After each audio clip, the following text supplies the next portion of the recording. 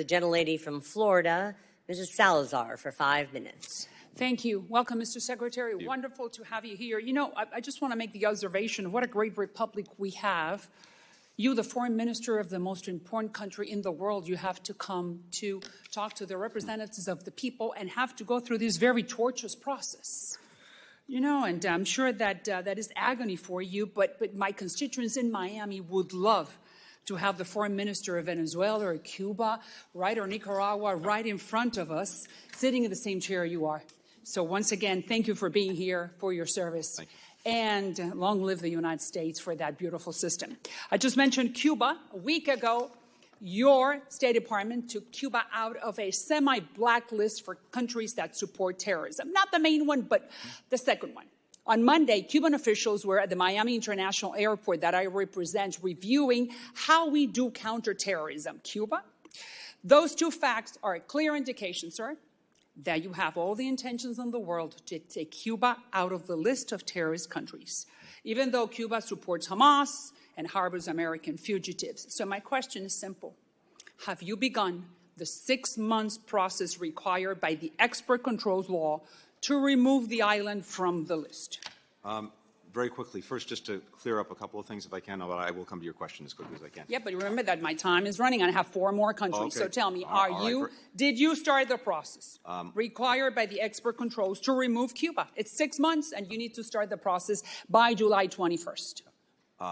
We have an annual requirement to review the not fully cooperating list. We did that, and there were changed circumstances, including the fact that Colombia was no longer seeking the extradition of the ELN members who were in Cuba. But that's a little excuse, sir. Cuba has fugitives from the United States. It supports, come on. They do, for sure. All right, but so then, but my question is, are you going to take them off the main blacklist, which is the terrorist list for sponsor of terrorism? In the near term, no, there's no intent to do that. But as necessary, we'll review, and we always have to. But you have to review up until July 21st, according to the law. Yeah, so are you planning to do that? I do not see anything happening by July 21st. So will you commit, like you did last year, and you fulfilled your promise not to remove it from the list this time from now until November 5th, the election time?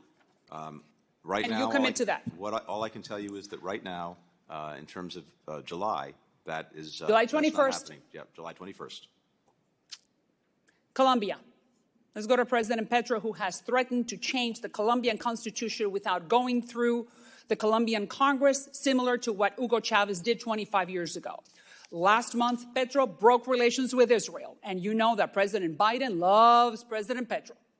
And my question to you is this. If Petro dares to break the Colombian constitution, just like Chavez did, do you think that President Biden will change the perception he has on President Petro?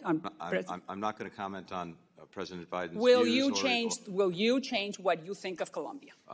Let's see what actions are taken. We look to see in any country, partner, ally, adversary. Mr. Secretary, President Petro has said that he is going to change the Constitution. He said it himself. I appreciate it, but let's see what actions are taken. I don't want to engage in hypotheticals. And if he were to take that action of changing the Constitution and becoming another Chavez? I am not expert enough in Colombia's Constitution or its laws to know exactly what he is contemplating and what that would do or not do. Contemplating on perpetuating, of staying in power forever and ever. Amen, just like Chavez did. That's what he's planning to do. Presumably, that would be something we would object to. But again, I don't want to get into a hypothetical because I just don't know the. But by your answer, you're giving him a green light to do that. You know that.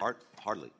All right. Well, at least send the message that the United States is going to be very aware of what he's doing. Let's go to Venezuela. You know that Maduro will steal the presidential election July 28th, 2 months from now. He's going to steal it. You and I know it.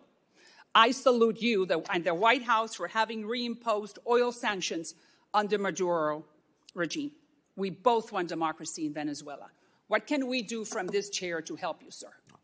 I think actually doing what you've been doing, which is to keep the pressure on to make clear that the things that Venezuela and Maduro may want, they cannot and he cannot achieve absent actually moving down the path to free and fair elections and doing what's necessary. The unitary platform reached an agreement with Maduro. We've looked to see whether that agreement's being implemented, and in critical aspects, it's not being implemented. Maduro is going like that on us. So let's go to Argentina. Javier Milei is the most pro-American president in the history of Argentina. he supports your agenda. Ukraine, Israel, anti-China, Venezuela, Cuba, Taiwan, open markets. I just sent to President Biden a letter asking for Argentina to be asked to be joined or to be put in the APEC. Would you consider putting them in that signature economic plan for Latin America? In short, yes. I was in Argentina just a couple of months ago with President Milei. I think Gentlelady's time is and we've We had need more Malays in Latin America, don't you think, sir? And I'm happy to look at your letter and certainly happy to consider that. Wonderful. The gentlelady's time's expired, and I know she's got other countries to get through, Mr. Secretary, so she's going to send you those in writing. Gentlelady yields back. I now recognize the gentlelady from California, Ms. Jacobs, for 5 minutes.